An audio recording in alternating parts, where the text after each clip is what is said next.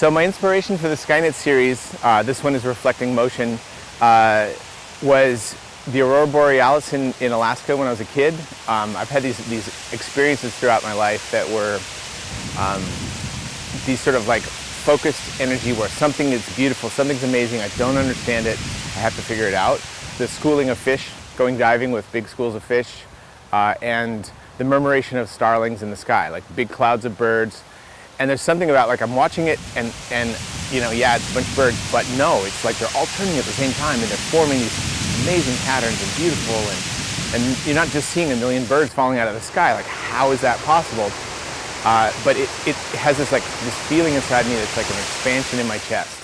And I also am really motivated by materials and processes, and so I'm always sort of asking what's possible and using things in unexpected combinations and kind of pushing that envelope a little bit. And then I had a bunch of this material, this holographic film.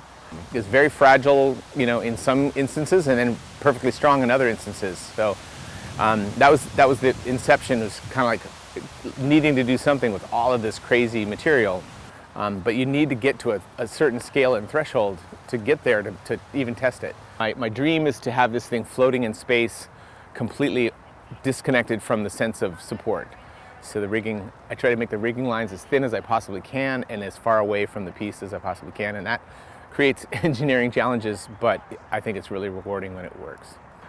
We have 17 or 18 hard pick points that are like rated for crazy, you know, 20,000 pounds pull on each one, and we got there. But it you know, it's pretty impressive, pretty intense. We had a windy day yesterday setting up, and you can really see the forces can get high. Once the thing starts going up, it starts catching wind, and you can't stop. You have to keep going. You can't just you know, you can step away and go like, okay, it's going to destroy itself. But if you want to try to continue working, you have to keep going. So we had a long day yesterday. So, you know, the ropes pull. Everybody's got to be on their game and pay attention and support each other and get it all up. It's going to be outrageous. I highly recommend anyone that sees this to come on the 18th.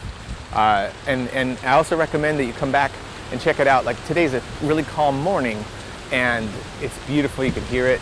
And it's going to be up through September, into September, so check it out. Come on down. Yeah, I love it.